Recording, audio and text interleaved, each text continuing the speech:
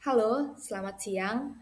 Sebelumnya, perkenalkan nama saya adalah Dewi Narwastu Sitorus dan NIM saya adalah C0D024066.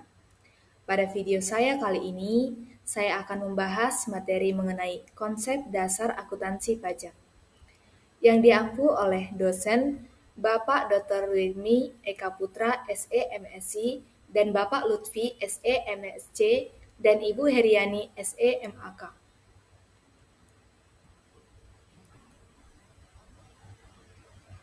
Latar belakang dari materi ini adalah akuntansi adalah elemen fundamental dalam dunia bisnis karena perannya dalam menyajikan informasi keuangan yang bermuara pada laporan keuangan.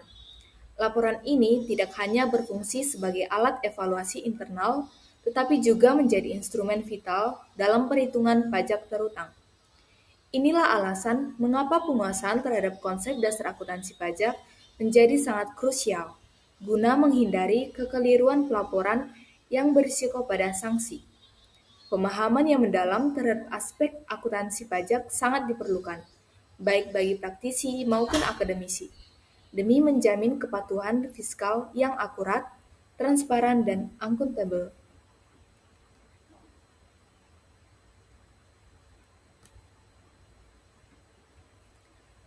Kita masuk kepada pembahasan. Definisi dan tujuan dari akuntansi pajak. Akuntansi perpajakan adalah proses pencatatan dan pengelolaan data keuangan perusahaan untuk menghitung jumlah pajak yang harus dibayar sesuai aturan perpajakan. Tujuan utama akuntansi perpajakan meliputi, yang pertama, memastikan kepatuhan. Membantu perusahaan menghitung, membayar, dan melaporkan pajak dengan benar dan tepat waktu, serta menghindari denda atau sanksi administratif. Tujuan yang kedua adalah memberikan data akurat, menjamin informasi perpajakan sesuai dengan data keuangan yang tercatat dan dapat dipertanggungjawabkan jika diaudit. Tujuan yang ketiga adalah mendukung pengambilan keputusan. Informasi dari akuntansi pajak bisa digunakan untuk merancang strategi bisnis, seperti menentukan lokasi usaha berdasarkan insentif pajak daerah atau memperkirakan biaya perpajakan saat merger dan akuisisi.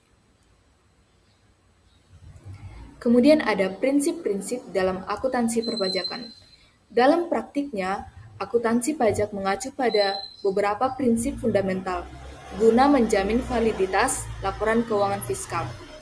Adapun prinsip-prinsip tersebut meliputi yang pertama, prinsip kesatuan entitas atau entity theory. Perusahaan dipandang sebagai unit ekonomi yang berdiri sendiri dan terpisah secara hukum maupun keuangan dari pribadi pemilik atau entitas lainnya. Hal ini krusial dalam pajak untuk memastikan tidak adanya pencampuran antara biaya pribadi atau non-deductible dengan biaya operasional perusahaan.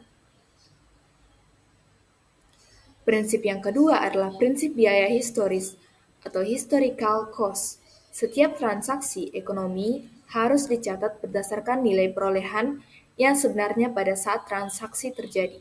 Dalam perspektif fiskal, penggunaan nilai historis memberikan dasar objektif dan dapat diverifikasi saat dilakukan pemeriksaan pajaknya. Prinsip yang ketiga adalah prinsip pengungkapan penuh atau full disclosure. Laporan keuangan harus menyajikan informasi secara lengkap, transparan, dan jelas. Pengungkapan ini mencakup seluruh transaksi yang memengaruhi kewajiban perpajakan, sehingga hasil perhitungan pajak terutang dapat dipertanggungjawabkan secara akurat di hadapan fiskus. Prinsip yang keempat adalah prinsip konsistensi atau konsistensi. Metode akuntansi yang digunakan seperti metode penyusutan atau penilaian persediaan harus diterapkan secara konsisten dari satu periode ke periode berikutnya.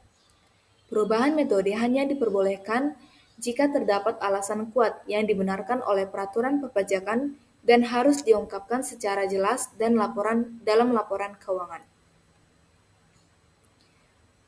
Perbedaan mendasar antara akuntansi komersial atau SAK dengan akuntansi pajak atau fiskal. Pengakuan pendapatan dan biaya atau konsep koreksi. Ini adalah bagian yang paling teknis yang sering ditanyakan dosen. Beda tetap atau permanent difference. Artinya transaksi yang diakui sebagai pendapatan atau biaya dalam akuntansi komersial, tetapi menurut aturan pajak tidak diakui selamanya. Contohnya, biaya sumbangan, biaya jamuan makan tanpa daftar nominatif, atau pemberian natura atau kenikmatan kepada karyawan. Kemudian ada beda waktu atau time difference. Perbedaan yang terjadi karena perbedaan waktu. Contohnya, perbedaan metode penyusutan aset tetap. Misalnya, menurut SAK, aset disusutkan 10 tahun, tapi menurut aturan pajak masuk kelompok 1 yang harus disusutkan 4 tahun.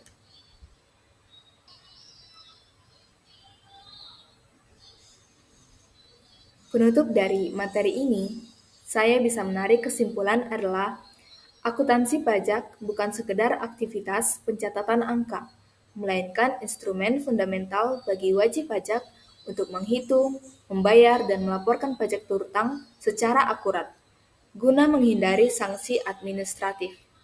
Penguasaan terhadap aspek akuntansi pajak sangat krusial bagi praktisi maupun akademisi perpajakan untuk menjamin pelaporan yang akuntabel dan transparan, sekaligus memitigasi risiko kekeliruan fiskal di masa depan.